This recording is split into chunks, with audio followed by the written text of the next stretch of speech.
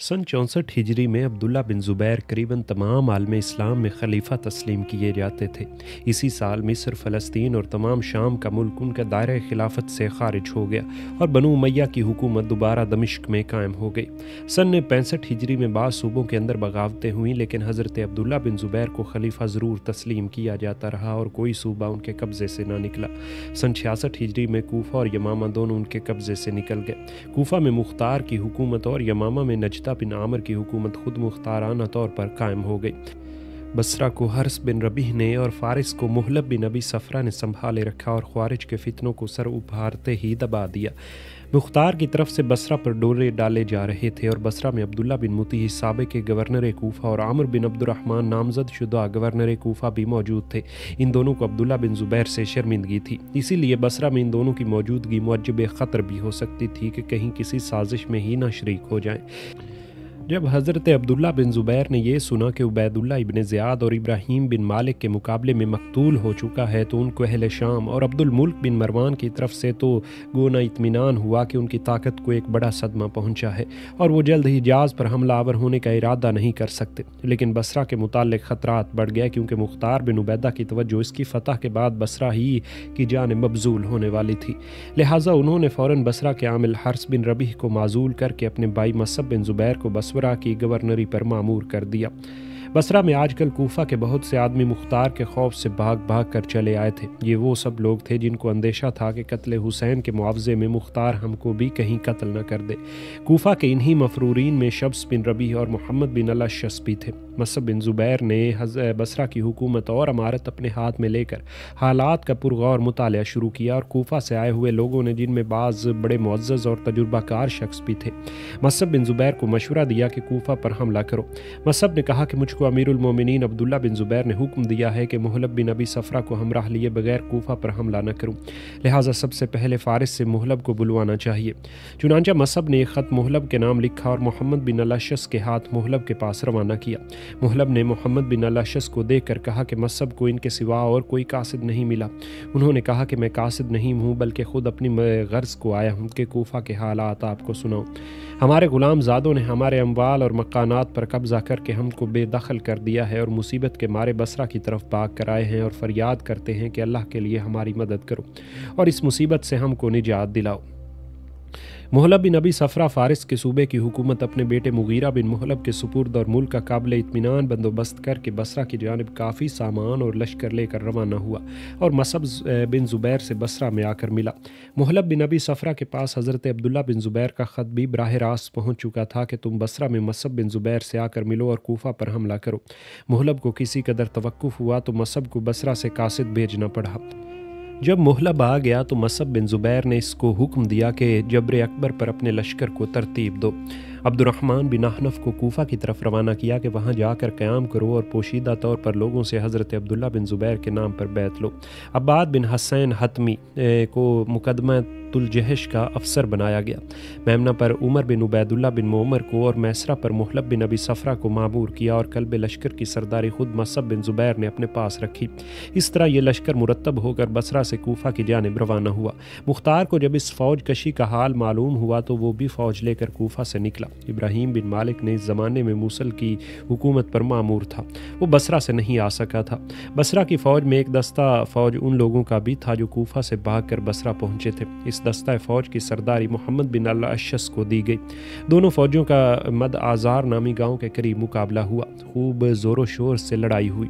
आखिर मुख्तार को शिकस्त हुई और वो फ़रार होकर कूफा में दाखिल हुआ। कसरे अमारत को मजबूत करके महसूर होकर बैठ गया।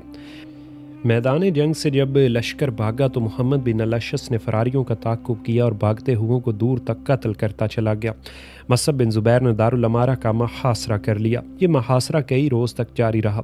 मुख्तार के साथ 1000 आदमी कसर के अंदर महसूर थे। आखिर सामान रसद की कमी से मजबूर होकर मुख्तार ने किले का दरवाज़ा खोलने और मुकाबला करके मरने का इरादा किया। इसके हमराहियों ने इसको मना किया और मशवरा दिया कि मसब से जान की अमान तलब करके दरवाज़ा खोल दो। ये यकीनी बात है कि मसब ज़रूर अमान दे देगा, लेकिन मुख्तार ने इस मशवरे को नापसंद किया। मुख्तार ने सर में खुशबूदार तेल डाला کپڑوں کو عطر ملا اور ہتھیار لگا کر قصر سے نکلا۔ صرف کچھ ہی آدمیوں نے اس کا ساتھ دیا اور باقی قصر کے اندر ہی رہے۔ مختار نے نکل کر حملہ کیا اور کچھ دیر مقابلہ کرنے کے بعد مارا گیا۔ مختار 14 رمضان المبارک سن 67 ہجری کو مقتول ہوا۔ مختار کے ہمراہیوں میں عبید اللہ بن علی بن ابی طالب بھی مقتول ہوئے۔ مصعب بن زبیر نے ان لوگوں کو جو قصر عمارت کے اندر محصور تھے گرفتار کیا۔ تمام وہ لوگ بھی جو میدان جنگ میں گرفتار ہوئے تھے کوفہ کے اندر لائے گئے اور ایک وسیع مقام پر ان تمام قیدیوں کو فراہم کر کے ان کی نسبت مشورہ کیا گیا۔ محلب بن ابی صفرہ نے کہا کہ ان سب کو چھوڑ دینا چاہیے، لیکن محمد بن اشعث اور تمام دوسرے کوفی سرداروں نے یہ سن کر مصعب بن زبیر کو اس رائے پر عمل کرنے سے منع کیا۔ مصعب بن زبیر حیران تھے کہ میں کیا کروں۔ کوفی کہتے تھے کہ ان لوگوں نے مختار کے ہاتھ پر بیعت کر کے کوفہ میں کوئی ایسا گھر نہیں چھوڑا جس میں کوئی نہ کوئی قتل نہ کیا ہو۔ اگر یہ لوگ اب چھوڑ دیے گئے تو اسی وقت تمام کوفہ باغی ہو جائے گا۔ ان لوگوں کی کل تعداد 6000 تھی، ان میں صرف 700 عرب اور باقی ایرانی النسل لوگ تھے۔ مصعب بن زبیر نے آخر سوچ کر یہی فیصلہ کیا کہ ان کو قتل کر دیا جائے۔ چنانچہ وہ سب قتل کر دیے گئے اور اہل کوفہ کو اطمینان میسر ہوا۔ مصعب نے مختار کے دونوں ہاتھ کٹوا کر جامع مسجد کوفہ کے دروازے پر لٹکا دیے، جو حجاج بن یوسف ثقفی کے عہد امارت تک وہاں لٹکتے رہے۔ مصعب بن زبیر نے کوفہ پر قابض ہو کر ابراہیم بن مالک کو، جو موصل پر قابض اور مختار کی طرف سے مامور تھا، ایک خط لکھا کہ تم کو میری اطاعت کرنی چاہیے، میں تم کو ملک شام کی سند دے دوں گا اور ساتھ ہی وعدہ کرتا ہوں کہ شام سے مغرب کی جانب جس قدر ممالک پر تم قبضہ کرتے چلے جاؤ گے وہ سب تمہاری جاگیر سمجھے جائیں گے۔ ادھر مختار کے مارے جانے کی خبر سن کر عبد الملک بن مروان نے دمشق سے ابراہیم کے پاس خط بھیجا کہ تم میری اطاعت اختیار کرو، میں تم کو عراق کی سند دے دوں گا اور جس قدر ممالک تم مشرق کی جانب فتح کرتے چلے جاؤ گے وہ سب تمہاری حکومت میں شامل رہیں گے۔ دونوں طرف سے ایک ہی قسم کے خطوط ابراہیم کے پاس پہنچے۔ اس نے عبد الملک پر مصعب کو ترجیح دی اور کوفہ میں آ کر حضرت عبداللہ بن زبیر کی خلافت تسلیم کر کے مصعب کے ہاتھ پر بیعت خلافت کی۔ مصعب نے جزیرہ اور موصل کی حکومت پر محلب بن ابی صفرہ کو مامور کر کے بھیج دیا اور ابراہیم کو اپنے پاس محلب کی جگہ سپہ سالاری پر رکھا۔ حضرت عبداللہ بن زبیر کو جب مختار کے مارے جانے اور کوفہ پر قبضہ ہونے کا حال معلوم ہوا تو انہوں نے مصعب کو گورنر کوفہ پر نامزد کر کے بصرہ کی گورنری اپنے بیٹے حمزہ بن عبداللہ کو عطا کی۔ حمزہ نے اہل بصرہ کو ناراض کر دیا اور انہوں نے حضرت عبداللہ بن زبیر کو خطوط لکھے کہ حمزہ کو معزول کر کے مصعب کو بصرہ کی حکومت پر بھیج دیجیے۔ آخر سن 68 ہجری میں مصعب کو بصرہ کی حکومت بھی عبداللہ بن زبیر نے سپرد کر دی۔ ہم اپنی سیریز میں پہلے بیان کر چکے ہیں کہ عبید اللہ ابن زیاد ابن حرس کے مقابلے اور محاصرے میں ناکام رہ کر کرکیسیا سے واپس گیا تھا۔ جب ابن زیاد مارا گیا تو عبد الملک نے فوج مرتب کر کے عراق پر حملہ آوری کا قصد کیا اور سب سے اول ظفر بن حرس کلبی والی کرکیسا پر حملہ کرنا ضروری سمجھا۔ چنانچہ عبد الملک نے اپنے ہمشیر زادے عبد الرحمن بن حکم کو دمشق میں اپنا نائب مقرر کیا اور خود عمرو بن سعید بن عاص کو ہمراہ لے کر کرکیسیا کی جانب مع لشکر روانہ ہوا۔ ہم یہ پہلے بیان کر چکے ہیں کہ مروان بن حکم کو اس شرط پر تخت نشین کیا گیا تھا کہ اس کے بعد خالد بن یزید اور اس کے بعد عامر بن سعید تخت نشین ہوں گے۔ مروان نے بجائے ان دونوں کے اپنے بیٹوں عبد الملک اور عبد العزیز کو ولی عہد بنا کر خالد اور عمر دونوں کو ولی عہدی سے معزول کر دیا تھا۔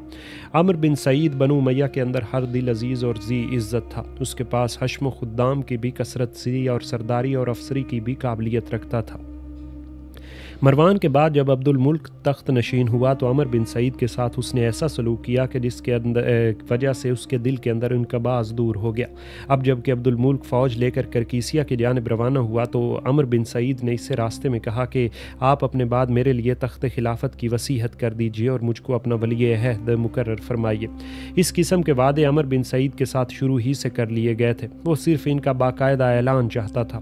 عبد الملک نے عمر بن سعید کی خواہش کو پورا کرنے سے صاف انکار کر دیا۔ عمر بن سعید کی اس سے دل گرفتگی ہوئی، وہ راستے ہی میں موقع پا کر دمشق کی جانب واپس چلا آیا اور یہاں آتے ہی عبد الرحمن کو نکال کر خود دمشق پر قابض ہو کر اپنی حکومت کا اعلان کر دیا اور لوگوں کو جمع کر کے خطبہ دیا اور وظائف مقرر کیے اور بحسن سلوک پیش آنے کا وعدہ کیا۔ یہ خبر سن کر عبد الملک بھی فوراً دمشق کی جانب واپس ہوا اور دمشق کا محاصرہ کر لیا۔ مدتوں لڑائی کا سلسلہ جاری رہا اور عبد الملک کسی دوسری جانب متوجہ نہ ہو سکا۔ بالآخر لوگوں نے بیچ میں پڑھ کر دونوں میں صلح کروا دی اور عہد نامہ لکھا گیا اور عمر بن سعید نے شہر سے نکل کر عبد الملک کے خیمے میں آ کر ملاقات کی اور دمشق اس کے سپرد کیا۔ عبد الملک کو ہمیشہ عمر بن سعید بن عاص کی طرف سے اندیشہ ہی رہتا تھا، اب اس نے مناسب سمجھا کہ اس خدشے کو ہمیشہ کے لیے ہی مٹا دیا جائے۔ चुनांचा उसने धोखे से अमर बिन सईद को दरबार में मुलाकात के लिए बुला भेजा।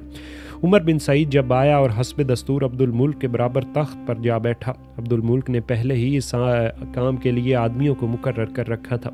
चुनांचा अमर बिन सईद को पकड़कर कत्ल कर दिया गया। अमर बिन सईद के भाई याहिया को जब खबर हुई तो वो 1000 आदमियों को साथ लेकर दारुल अमारा पर चढ़ आया और इसका मुहासरा कर लिया। अब्दुल मुल्क बिन मरवान ने अमर बिन सईद का सर काट कर ऊपर से इन लोगों की तरफ फेंक दिया और साथ ही रुपयों और अशरफियों को भी बिखेर दिया। लोग रुपए और अशरफियों के उठाने में मसरूफ़ हो गए और याहिया तन्हा खड़ा रह गया। आखिर याहिया को गिरफ्तार करके कैद कर दिया गया और अमर बिन सईद के लड़कों को भी याहिया के पास जेल खाने में भेज दिया गया। ये लोग इस वक्त तक कैद रहे जबकि मुसब बिन ज़ुबैर कत्ल हुए और अब्दुल मुल्क का इराक़ पर कब्ज़ा हुआ। अमर बिन सईद के कत्ल का वाक़या सन 65 हिजरी का है। जैसा कि हम पहले बयान कर चुके हैं कि बसरा पर चंद महीने या 1 साल हमज़ा बिन अब्दुल्ला बिन ज़ुबैर ने हुकूमत की। इसके बाद बसरा का इंतज़ाम भी मसब बिन ज़ुबैर के मातहत कर दिया गया। मसब बिन ज़ुबैर ने खुद बसरा जाकर अमर बिन अब्दुल्ला बिन मोमर को बसरा में अपना नायब मुकर्रर किया और हुक्म दिया कि ज़रूरत पड़े तो ख़वारिज के मुकाबले की गर्ज से खुद फ़ारिस जाइए और बसरा में अपनी जगह किसी को नामज़द कर दीजिए। इस तरह इसके नवाह के तमाम मामलों और सूबेदारों का मुनासिब तग़य्युर और तबद्दुल करके चंद रोज़ क़याम के बाद मसब बिन ज़ुबैर बसरा से फिर कूफा में चले आए। लेकिन सन 70 हिजरी में ऐसी सूरत हाल पेश आई कि फ़ारिस में ख़वारिज के फितने ने बहुत ज़ोर पकड़ा और मुगीरा बिन मुहलब और उमर बिन अब्दुल्ला बिन मोमर दोनों ख़वारिज के फितने को ना दबा सके। मसब बिन ज़ुबैर ने मूसल की हुकूमत से मुहलब बिन अबी सफ़रा को तब्दील करके फिर फ़ारिस की हुकूमत पर मामूर किया और हुक्म दिया कि वहाँ जाकर ख़वारिज के फितने को फ़रू करो। इसमें शक नहीं कि मुहलब बिन अबी सफ़रा से बेहतर कोई दूसरा शख्स ख़वारिज का इलाज नहीं कर सकता था। मुहलब बिन अबी सफ़रा ने कहा कि मैं तो फ़ारिस जाने में खुश हूँ, मगर फ़िलहाल मुझको मूसल से जुदा करना आपके लिए बेहद मुज़र साबित होगा। इसकी वजह यह है कि अब्दुल मुल्क बिन मरवान ने खुफिया साजिशों का एक जाल इराक़ में फैलाना शुरू किया है। मैं इसकी तदाबीर को खूब गौर से मुतालिया कर रहा हूँ। ऐसा ना हो कि मेरे यहाँ से जुदा होने के बाद वो तदाबीर में कामयाब हो जाए। मसब बिन ज़ुबैर ने फ़ारिस की ज़रूरत को इस महूम ज़रूरत पर तरजीह दी और मुहलब बिन अबी सफ़रा को फ़ारिस की जानिब रवाना होना पड़ा। मसब बिन ज़ुबैर के पास इब्राहीम और मुहलब 2 ज़बरदस्त सिपह सालार और तजुर्बाकार अफसर थे। इन्होंने इन दोनों से एक को अपने पास से जुदा कर दिया। साथ ही अब्दुल्ला बिन आज़िम को खुरासान की हुकूमत पर बेच दिया और अब्बाद बिन हसैन को मुहलब के साथ मामूर कर दिया।